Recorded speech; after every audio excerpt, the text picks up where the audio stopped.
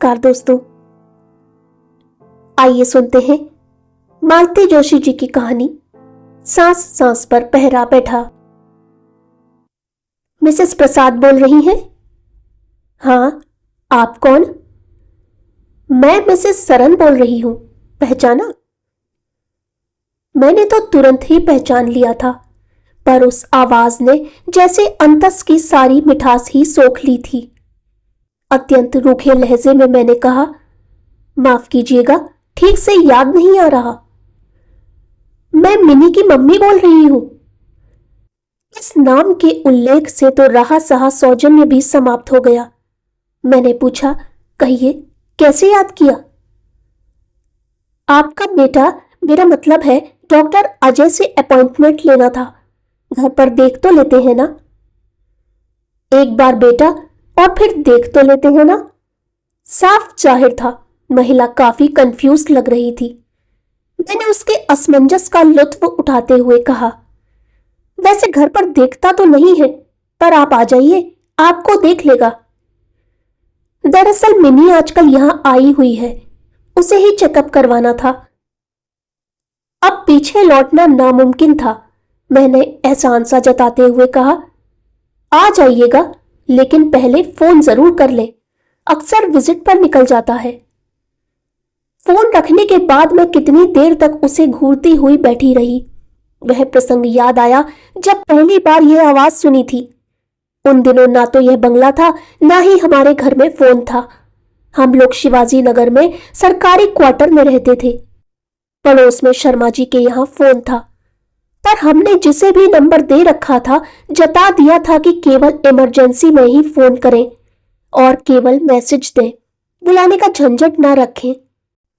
इसलिए उस दिन जब पड़ोस की नीतू ने आकर बताया कि आंटी, आपका फोन है, तो बहुत आश्चर्य हुआ। कोई मिसेस सरन बोल रही हैं। यह जानकर तो मैं और भी आश्चर्य में पड़ गई। इसी सोच में डूबी मैं उसके पीछे पीछे चल दी। मिसेस शर्मा अपनी बुनाई लेकर बरामदे में ही विराजमान थी और उस घर की प्रथा के अनुसार फोन भी मुझे वहीं लाकर थमा दिया गया था। हेलो, मैंने कांपती सी आवाज में कहा। हेलो, कौन? मिसेस प्रसाद बोल रही हैं? उधर से एक दबंग आवाज आई। मैं मिसेस सरन बोल रही हूं। जी, मैंने पहचाना नहीं। मैं मृणालिनी की मम्मी बोल रही हूं। मृणालिनी कौन? आपके बेटे के साथ पढ़ती है, आपके घर भी अक्सर आती रहती है शायद। कौन, मिनी? जी, उसका नाम मृणालिनी है। यह बात कुछ इस तरह ठोक बजाकर कही गई थी कि दोबारा मैं उसे मिनी कहने का साहस ना करूं। आप बता सकती हैं आपका बेटा आज कहां गया है? शायद भोजपुर जाने की बात की थी। कौन कौन गया है? शायद पूरी क्लास ही गई है। मोटरसाइकिल से गया है? यहां से तो मोटरसाइकिल पर ही गया है, शायद बस करने की बात थी। बस करने के लिए कहां इकट्ठा होना है यह मुझे मालूम नहीं है। मेरी बात पूरी भी न हो पाई थी कि वहां से फोन रख दिया गया। मुझे बहुत बुरा लगा। अपनी बात खत्म करते ही मैं फोन रखने वाली थी, पर वे ही बाजी मार गई। हताश होकर मैं पलटी तो देखा अपनी बुनाई मुलतवी करके मिसेस शर्मा फोन पर कान दिए बैठी हैं। उनकी आंखों में उत्सुकता फूटी पड़ रही थी। उनके सामने कुछ तो कहना ही था। ये लड़कियां भी अजीब होती हैं। अरे, तुम बाहर जा रही हो तो घर पर ठीक से बताकर तो जाओ। माँ बाप बेचारे परेशान होते हैं। मिसेस शर्मा के सामने तो मैंने अभिनय कर लिया, पर घर पहुंचने पर वह अपमान फिर से मुझे सालने लगा। कानों में वही आवाज गूंजने लगा जैसे मुझे कटघरे में खड़ा करके वे क्रॉस एग्जामिन कर रही हो। मैं इस कदर जली भुनी बैठी थी कि अजय के लौटने पर उसे पानी भी नहीं पीने दिया और शुरू हो गई। वो तुम्हारी मिनी की मम्मी का फोन आया था। क्या कह रही थी? दुनिया भर के सवाल पूछ रही थी। ये लोग कहाँ गए हैं, कैसे गए हैं, साथ में कौन कौन है। क्या मिनी घर पर कुछ भी बताकर नहीं जाती? अजीब बेवकूफ औरत है। अजय, मैंने टपटा, तुम किसी की मां के बारे में बात कर रहे हो। सॉरी मम्मा, पर मेरे सामने मिनी ने तो उन्हें सारे डिटेल्स बताए थे। कह रही थी ये 5वीं बार सब कुछ पूछा जा रहा है। तो क्या तुम उसके घर गए थे? हाँ, उसने कहा था मुझे पिकअप कर लेना, वहीं से हम लोग गर्ल्स हॉस्टल गए थे। तभी तो उनका माथा ठनका होगा, सोचा होगा दोनों अकेले ही कहीं निकल गए हैं। पर जो कुछ भी कहना सुनना था अपनी बेटी से कहती, मुझ पर रौब झाड़ने की क्या जरूरत थी। अपनी बेटी पर तो बस चलता नहीं है, दूसरों पर धौंस जमाती है। मैंने बहस नहीं की, इच्छा ही नहीं हुई। ऐसी बातों पर कोई बहस करे भी तो क्या। बाप बेटा दोनों मुझे सिखाने चले हैं। मैं बच्ची हूं जैसे। मेडिकल स्टूडेंट्स हुए तो क्या दुनिया से निराले हो गए? अरे मां हूं मैं, मुझे कोई धोखा नहीं दे सकता। इस बात में 5 घंटे भी नहीं बीते होंगे कि मेरा समन आ गया। पड़ोस की नीतू बुरा सा मुंह बनाकर आई और बोली, आंटी कोई मिसेस सरन आपसे बात करना चाहती हैं। फोन पर उसी रूखी दबंग आवाज से सामना हुआ। मिसेस प्रसाद बोल रही हैं? जी। वह मोतियों वाला सेट मिनी को आपने दिया था? जी। क्या सोच कर दिया था? उनकी आवाज ऐसी थी कि मेरा खून ही जम गया। देखिए, हम जिस तिस से इतना महंगा प्रेजेंट नहीं लेते। जिस तिस से क्या मतलब हुआ? यह औरत जानबूझकर अनजान बन रही है या कि कुछ जानती ही नहीं? मुझे भी ताव आ गया। मैंने भी फिर नितांत व्यवहारिक लहजे में कहा, देखिए, पहली बात तो यह है कि वह सेट बहुत महंगा नहीं है। दूसरे यह कि आपकी बेटी ने मुझसे मंगवाया था। अपनी बात समाप्त कर मैंने जोर से रिसीवर पटक दिया। याद ही नहीं रहा कि फोन की मालकिन मेरे पीछे ही बैठी मुझे अपलक ताक रही है। मिसेस सरन से निपट कर अब मिसेस शर्मा को झेलना था। गुस्से में तो मैं थी ही। उसी रॉ में कह दिया, अजीब बेवकूफ लड़की है। सामान मंगवाने से पहले घर पर पूछना तो चाहिए। मंगा लिया, पैसे देते जान निकल रही है। और देखिए मिसेस शर्मा, अब इस औरत का फोन आए तो मुझे मत बुलाइएगा प्लीज। मैं कहां तक इनकी बिटिया की चौकीदारी करती रहूंगी। उसके बाद फोन तो नहीं आया। तीसरे दिन एक चपरासी मेरा पता ठिकाना पूछता हुआ आया। उसने एक लिफाफा मुझे पकड़ाया। देखा पूरे 1000 रुपए थे। मैंने भी 790 रुपए काट कर बची हुई राशि बिल के साथ उनके घर भेज दी। वे पैसे कितने ही दिनों तक मेरी दराज में पड़े रहे। मुझे हाथ लगाने की भी इच्छा नहीं हुई। लगा कि जैसे किसी ने मेरा स्नेह दान ही लौटा दिया हो। शर्म के मारे मैंने अजय से या उसके पापा से कभी इस बात का जिक्र भी नहीं किया। मिनी को शायद इन सब बातों की खबर ही नहीं थी। वह उसी तरह घर आती जाती रही। मुझसे पनीर के पकौड़े और मूंग की कचौड़ी बनवाती रही। अजय की शिकायतों का पुलिंदा खोलती रही। पर मेरा मन रूठा ही रहा। फिर धीरे धीरे उसका आना कम होता गया। तब मुझे लगा कि मुझे उसकी कितनी आदत हो गई है। किसी किसी दिन तो मैं सड़क पर पलकें बिछाए ही बैठी रहती, और जब वह नहीं आती तो अपने को ही दोष देती। मेरा अपमान तो उसकी मां ने किया है। वह बेचारी तो मुझसे हमेशा आदर और स्नेह से ही मिलती रही। फिर उस पर नाराज होना मेरी बेवकूफी ही थी। उन दिनों शायद अजय इंटर्नशिप कर रहा था, साथ ही पीजी की पढ़ाई भी। पर इस बीच मिनी बिल्कुल अंतर्धान हो गई थी। आखिर घबराकर मैंने एक दिन पूछ ही लिया, क्या बात है, आजकल मिनी नहीं आती? शुक्र है कि नहीं आती। आती है तो इतनी धमा चौकड़ी मचाती है कि एक अक्षर पढ़ा नहीं जाता। उसको तो कोई फर्क नहीं पड़ता, पर मेरी पढ़ाई तो चौपट हो जाती है। तो क्या वह परीक्षा नहीं देगी? इंटर्नशिप ही कर ले तो बहुत है। क्यों? ऐसा क्यों? उसे जरूरत क्या है मम्मी? उसके ससुराल वाले इतने अमीर हैं कि एक डॉक्टर उसके लिए अलग से रख सकते हैं। तो क्या उसकी शादी हो रही है? हाँ, अगले महीने। मैंने अजय की ओर देखा। उसका चेहरा एकदम सीधा सपाट था। अज्जू, क्या सचमुच? मैं पूछना चाह रही थी कि अज्जू, क्या सचमुच तुम्हें बुरा नहीं लगा? तुम्हारा मन भी तुम्हारे स्वर की तरह निर्लिप्त और शांत बना हुआ है। पर पूछ नहीं सकी। मेरी अपनी ही आवाज लड़खड़ा गई।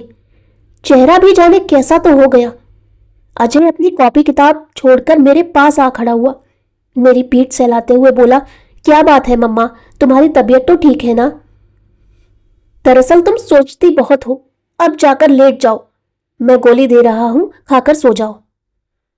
मुझे अपने ऊपर बहुत बहुत शर्म आई। लगा कि बेटा मुझसे ज्यादा समझदार है। फिर मिनी की शादी का कार्ड भी आया। खुद मिस्टर एंड मिसेस सरन देने आए थे। बेटी ने ठेल ठाल कर भेजा होगा। इस बार मिसेस सरन का मूड काफी अच्छा था। शायद अब उन्हें मुझसे या मेरे बेटे से कोई खतरा नहीं था, इसलिए वे निश्चिंत हो गईं। उन्होंने अजय की भूरी भूरी प्रशंसा की। हम लोगों से शादी में आने के लिए बार बार आग्रह किया। उनके निमंत्रण का मान रखने के लिए हमें शादी में जाना भी पड़ा।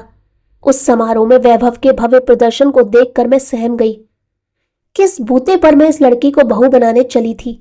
मेरे घर में एक फोन तक नहीं है। उसके बाद 2-3 साल तक मेरे बहुत हताशा में बीते। अजय ने एमडी किया, उसके लिए डॉक्टर बहू भी आई। रिटायरमेंट के बाद हमने यह बंगला भी बनवाया। अब तो खैर गाड़ी भी है, पर कुछ है जो कसकता ही रहता है। रात खाना खाते हुए मैंने कहा, आज मिसेस सरन का फोन आया था। कौन मिसेस सरन? अरे वही मिनी की मम्मी। तो ऐसा कहो ना, उन्हें मिसेस सरन के नाम से कौन जानता है? वे तो मिनी की मम्मी के नाम से ही मशहूर है। बेचारी mini and her formidable mummy. Ajay कितने सहज भाव से यह सब कह गया था। मैंने कनखियों से चारू की ओर देखा। वह बड़े मनोयोग से कार्तिक को खाना खिला रही थी। क्या वह मिनी के बारे में जानती है? जानती है तो कितना? हाँ, तो ये मिसेस सरन क्या कह रही थी? अपॉइंटमेंट मांग रही थी। मिनी का चेकअप करवाना है। मैंने फिर एक बार चारू की ओर देखा। वह अपने काम में व्यस्त थी। तुमने क्या जवाब दिया? क्या कहती? यही कहा कि आने से पहले फोन कर ले। That's good. पर मिनी को यहां आने की क्या जरूरत पड़ गई? लोग तो यहां से बंबई जाते हैं। विश्वास भी तो कोई चीज होती है। मैंने आंखें गड़ाकर चारू के चेहरे की ओर देखा, पर कहीं कोई सलवट नजर नहीं आई। शायद उसने सहज भाव से ही यह कह दिया होगा। अजय को तो उसकी बात पर हंसी ही आ गई थी। बोला, तुम विश्वास की बात करती हो? यह बेवकूफ मुझे डॉक्टर भी मान ले तो बहुत है। अरे अमीरों का यह भी एक शगल होता है। अपनी तबीयत का रोना लेकर डॉक्टरों के यहां दौड़ते रहते हैं। पैसे खर्च करने का कुछ तो बहाना मिले। जैसा कि तय हुआ था, एक दिन दोपहर 4 बजे दोनों माँ बेटी पधारी। मिनी को मैं लगभग 10 साल बाद देख रही थी। सुख और वैभव जैसे उसके शरीर से फूटा पड़ रहा था। अजय तो छूटते ही बोला, वाह, घर कैसा भरा भरा लग रहा है। पता चल रहा है कि कोई खाते पीते घर की महिला पधारी है। अजय, मैंने डपटा। अच्छा हुआ जो मिसेस सरन उसके व्यंग्य को समझ नहीं पाई। शायद वे उस मना स्थिति में नहीं थी। बिसूरते हुए बोली, खाते पीते घर की होने से क्या फर्क पड़ता है बेटा? कोई खाए पिए तब तो।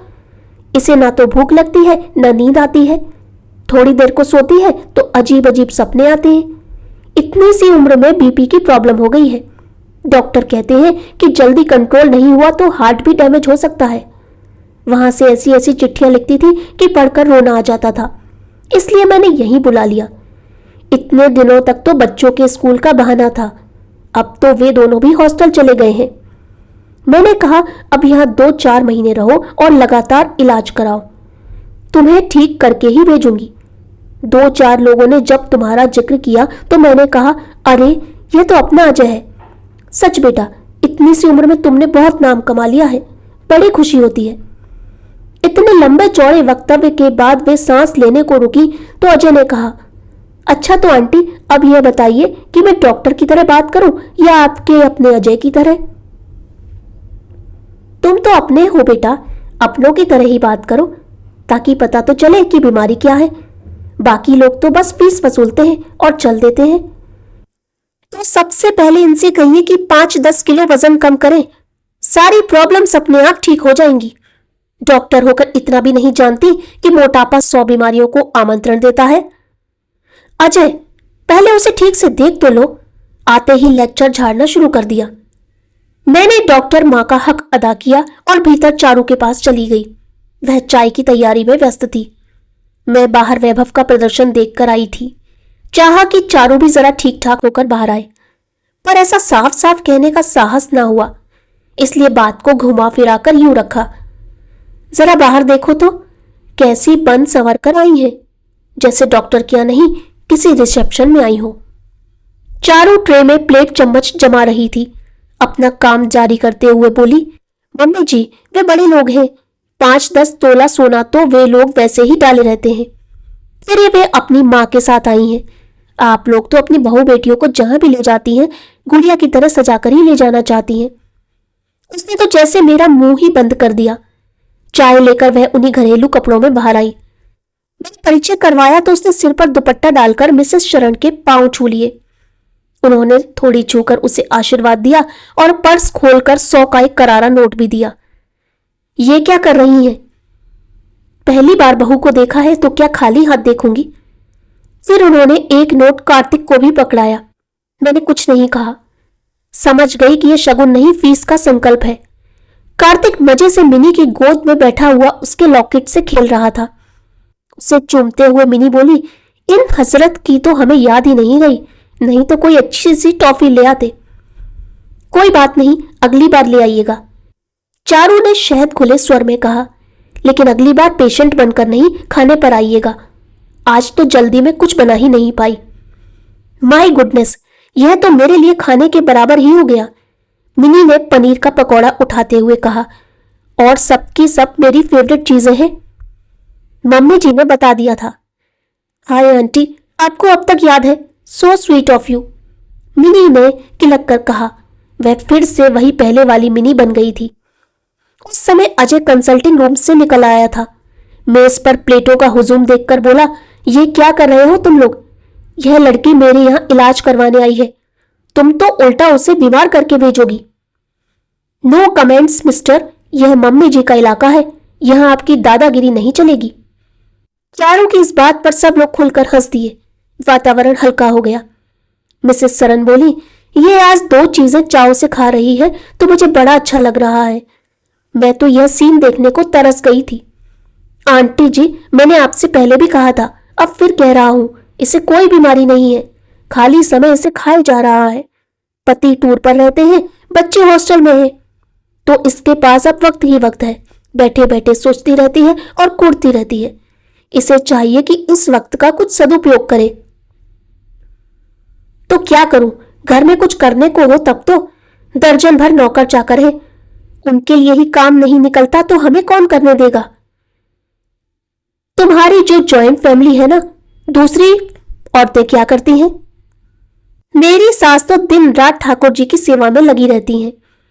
बड़ी जेठानी दिन भर घर में ताश खेलती हैं, रात को क्लब खेलने जाती हैं। छोटी वाली हफ्ते में 3 दिन पार्लर में जाती हैं, 3 दिन अलग अलग लेडीज क्लबों में हाउसी खेलती हैं।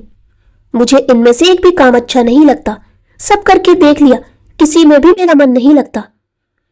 तुम्हें यह सब करने की जरूरत भी क्या है? तुम्हारे पास तो अच्छी खासी MBBS की डिग्री है, खाली समय में प्रैक्टिस क्यों नहीं शुरू कर देती? मना करते हैं, कहते हैं जरूरत क्या है? पैसे की जरूरत नहीं है, पर और भी जरूरतें होती हैं।